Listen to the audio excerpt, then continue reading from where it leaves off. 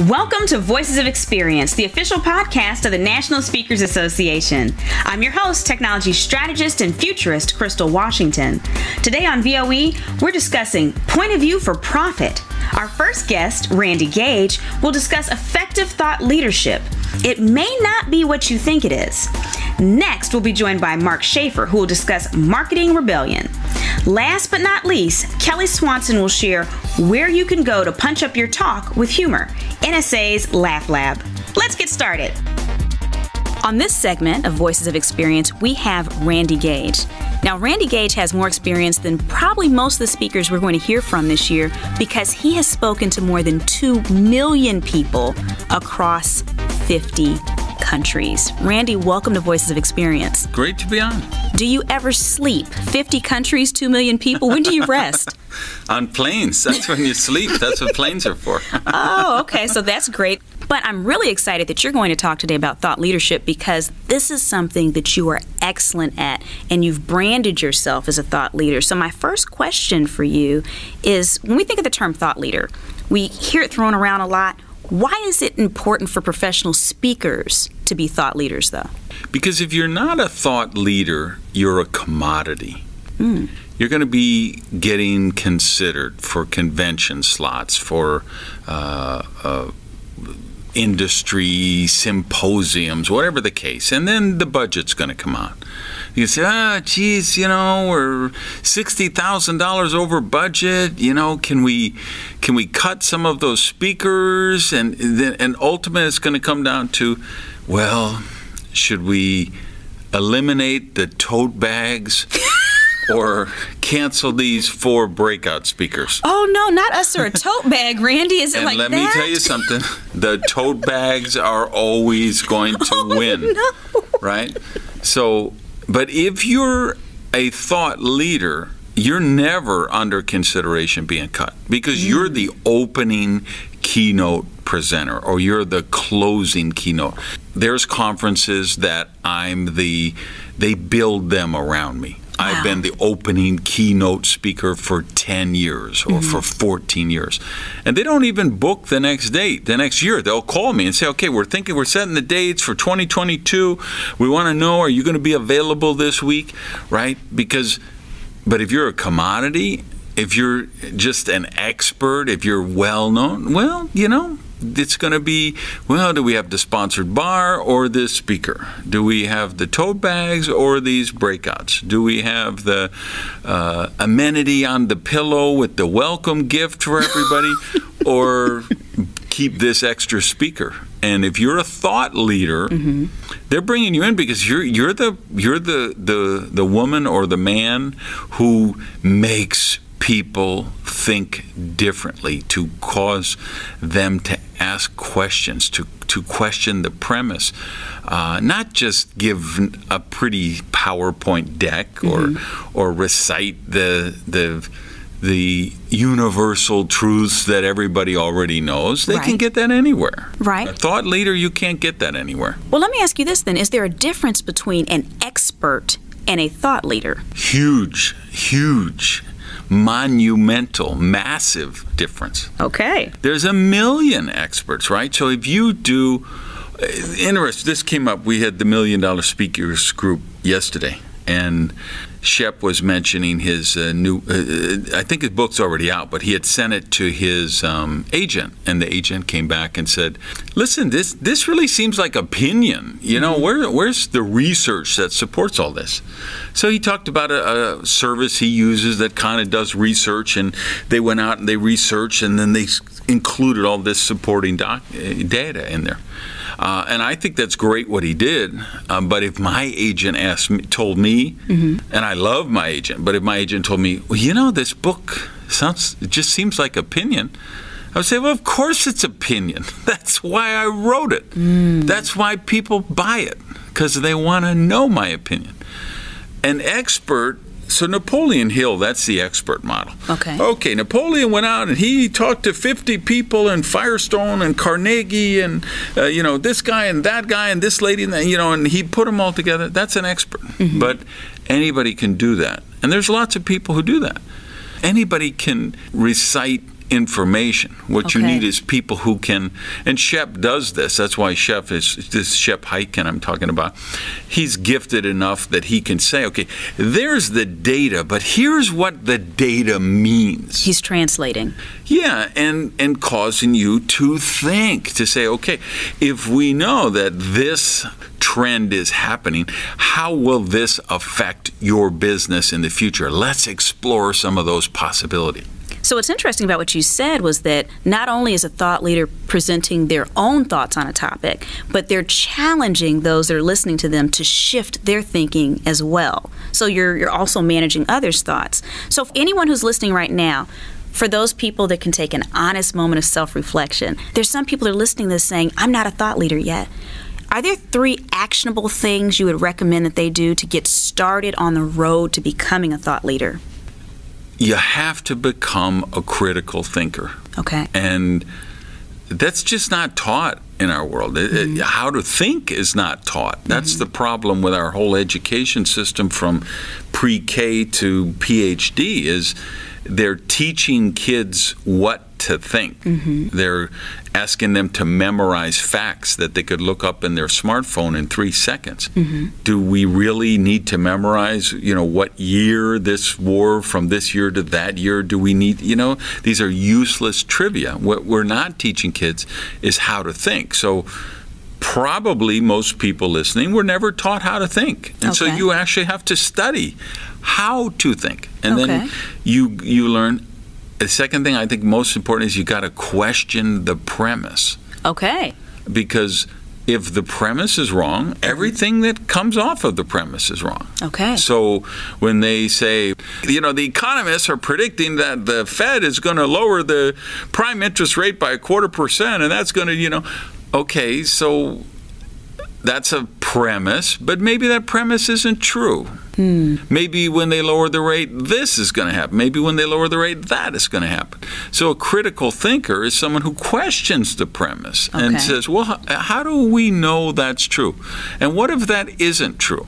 Okay. And if it wasn't true, how would it be different? And that's not my mantra is, if you ask the wrong question, then the answer is irrelevant. That's a good point. So it sounds like then the first step is for them to start thinking critically. Yeah. Second step is to question the premise. So they might have to look at some of the premises for their topic and start questioning those. What would be the third action step to becoming a thought leader? Then ask better questions. Okay. Right? Because that's the real... like this mastermind session we were doing yesterday, that's always the first thing I look at. Okay, when somebody presents a question, is that really the question we want to answer? Because if it's the wrong question, then the answer is irrelevant. So we're talking here about becoming a thought leader, but one of the things that you have done extremely well is leverage the media in showcasing your thought leadership. Can you share a couple ways that speakers can leverage the media to get more business by leveraging their thought leadership? There's a couple actionable steps that they can take. Yeah, make predictions. Okay. Be bold. Question the premise. Do this stuff on social media, right? Have a podcast. Have a blog. Be on the social media network sharing your podcasts and your blogs and your thoughts, and then that will get you followers, that will attract you a tribe, and then you can leverage that for the rest, the regular, called the mainstream or the traditional media.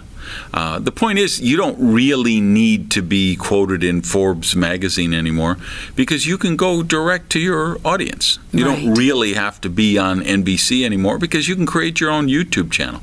But what you'll find is, if you really create valuable content, you'll get all of that. You'll have your channels of communication where you're connecting with your tribe, and it's going to bring you to the attention of the other media, and that's where they're mining for stories right now. They're looking for what's hot on social media.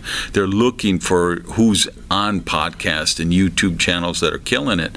I mean, if you take, there are, podcasters like Joe Rogan and YouTube people who have there's YouTube shows that have more viewers than the #1 Nielsen rated show every week. That's true. There's podcasters that that dwarf the numbers of being on CBS, NBC, Fox, CNN, Sirius XM radio, any radio network. This is the new reality of the world today. Right. We can go direct to our tribe, and that's how I do it. I built my business from the ground up.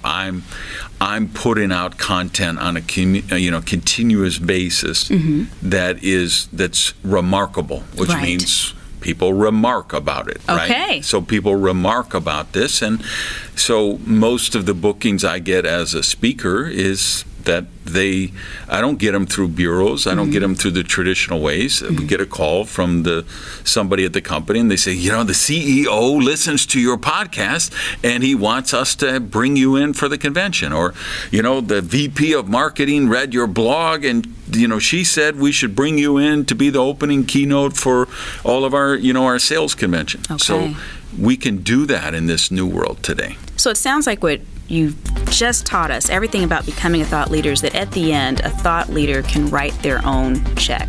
They're basically creating a system so that people are contacting them because you're no longer that commodity. Randy, thank you so much for joining us on Voices of Experience. Thanks for having me on. Thanks, everybody, for listening. We'll next discover how to amplify our thought leadership even more using the power of word of mouth. We are very lucky to have Mark Schaefer with us. Now, Mark has kind of an interesting story here in that he's written 7 books. He holds 7 patents. So obviously 7 is his lucky number. You might want to head on over to Vegas. What do you think, Mark? Yeah, that's what I think too. I think I'm on a roll. The 7th book came out. It's a sign. I agree with you, but before you head on over to Vegas, I want to thank you for taking the time to speak with us about the marketing rebellion. It's my pleasure. So my first question for you is that you said that now our customers are now our marketing departments. What do you mean by that? Well, it's something that's really been evolving for some time now, that companies have less and less control over the sales funnel and over the customer journey. And we still have those things in our PowerPoint slides, but that's not really how the world works anymore. And research shows that 2/3 of our marketing is not our marketing. It's occurring without us. It's occurring with our customers through word of mouth, through social media, even through influencers and reviews. And so what I challenge people to think about in the book, and what I challenged people at my talk at NSA, was to think about, how do we get into that 2/3? It's a new way to think about marketing. That's where the action is really taking place today, and that's where it's going to take place even more in the future as the digital natives come on board. And so it's a challenge, because you can't buy your way in like you used to in the advertising days. Right. You have to be invited into these consumer conversations, and it requires a new strategy and a new mindset. Well, speaking of this mindset and building these connections, one of the other things that you talk about is human impressions. What are human impressions, and how do speakers specifically build them? Well, I think specifically speakers are in a really good position because more important today than a corporate brand is the personal brand. I think that in many cases, the personal brand is the corporate brand. And people are buying products because they have an emotional connection to a person, to a founder, to somebody at that company that sort of speaks to them. And that's why a lot of legacy brands are in decline, because who's the person that we love at Procter & Gamble or at Unilever? Who's the face of, Ivory Soap or something like that? And so we're going local, we're going artisanal, because we want to buy from people that we know and trust and see are active in our community. So one of the things I talk about is that businesses and brands of the past were built on advertising impressions, but in the future, they're going to be built on human impressions. Wow. And that's a totally different way of thinking. Yeah, it really is. And it's energizing for some people. It's threatening to some people. So I would imagine some people would be terrified, because it really requires you, instead of just setting out an image, now you have to try to figure out how to hook other people and really, as you said, be invited into their space. Well, I think to be in marketing today, perhaps you have to be in sort of a constant state of terror. Okay. Because it's changing so much. Right. And you have to completely just adapt and be very humble and just look at what's really happening now, what's really working now. And that's unlike many other fields. Accounting doesn't change that much, and finance doesn't change that much. But to be a speaker today, you have to be a marketer, and you have to be a salesperson. And so you have to be humble and sort of be in a constant state of reinvention to think about what works. And I think that's why my idea in this book, Marketing Rebellion, has really played so well with people. They really have accepted it and understand it. So when you're talking about, I mean, it sounds like you're kind of using that whole adapt or die lingo in a way, because you're saying we have to constantly shift, and that's certainly different than what speakers had to do for many years, because for some of us, that canned speech worked for 15 plus years. So my question to you is, can you share maybe 2 concrete actions that you would suggest speakers take to leverage conversations around their brands? Well, I think 2 things that I would point out. First of all, we really have to work on our personal brands today. Okay. And we have to work on how to be known. If you're known, you have a permanent competitive advantage, because they'll pick you over somebody else, maybe even at a higher price, because you're a known quantity and people talk about you. So being systematic and mindful about building the personal brand is the most important thing that you can do.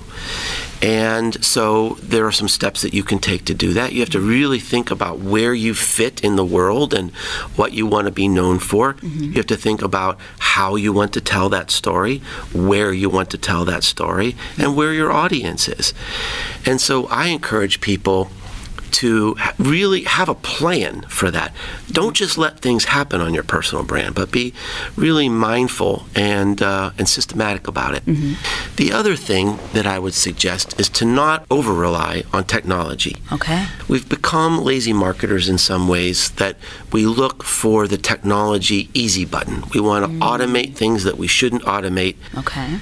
And I think people want today, and they're seeking today, some sort of personal connection. So I challenge people to think about, how can you be more human in everything you do?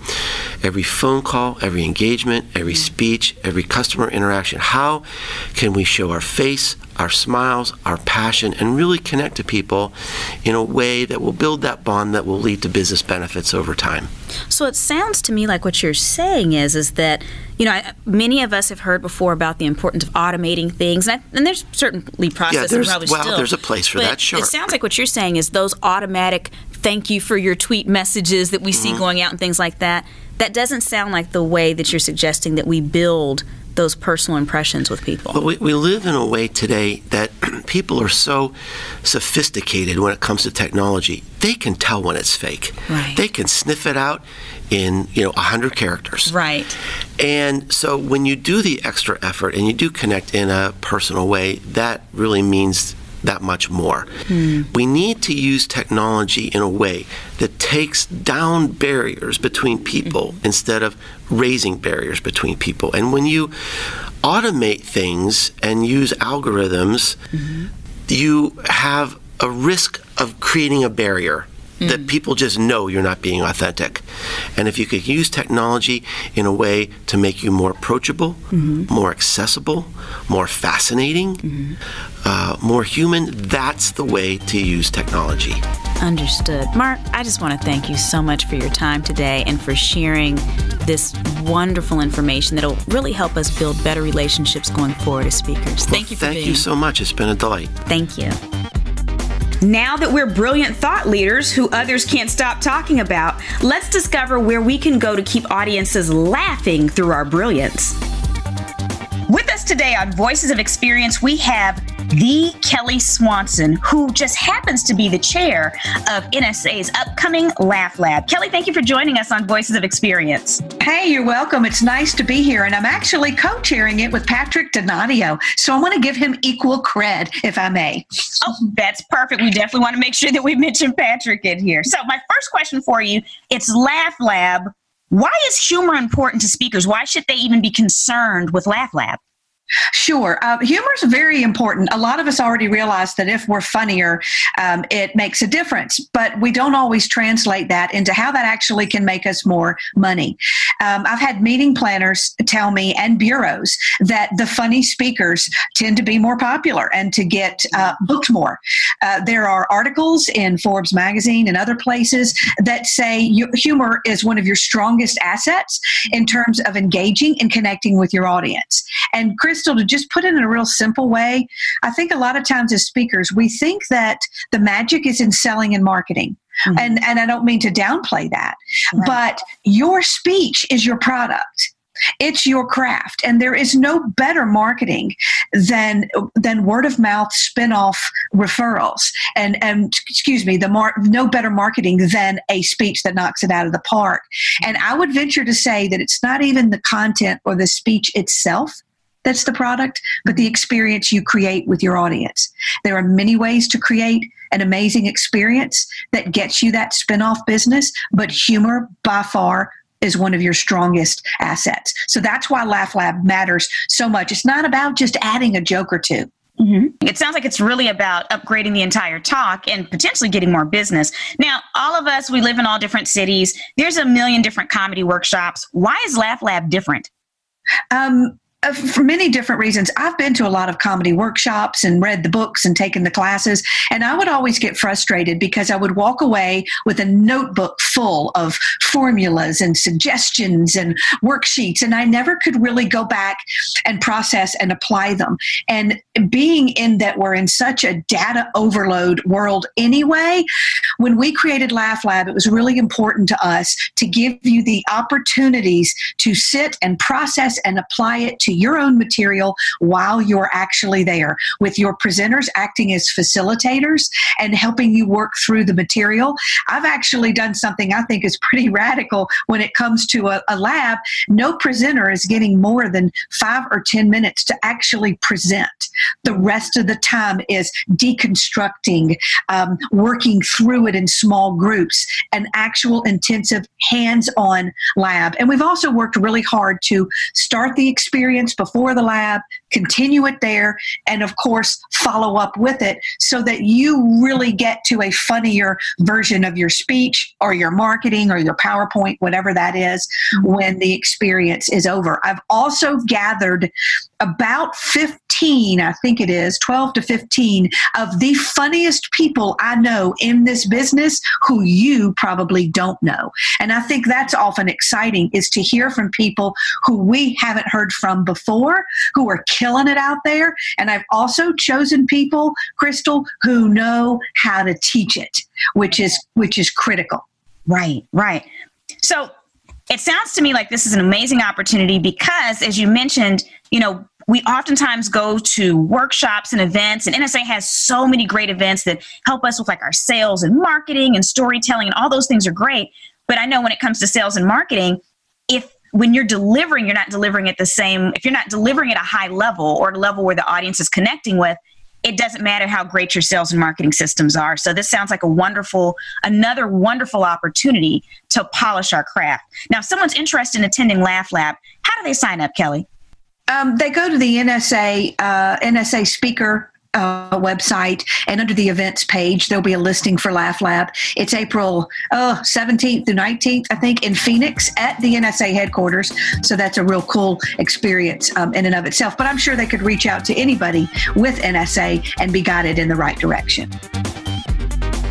To learn more about Laugh Lab and sign up, visit nsaspeaker.org and click on the Events tab on the upper right-hand side. Thank you for tuning in to Voices of Experience, the podcast of the National Speakers Association. Catch us on your favorite podcast app, YouTube, and NSA's social media profiles. Tune in for our show next week when we'll discuss, you talking to me? Customization and accessibility.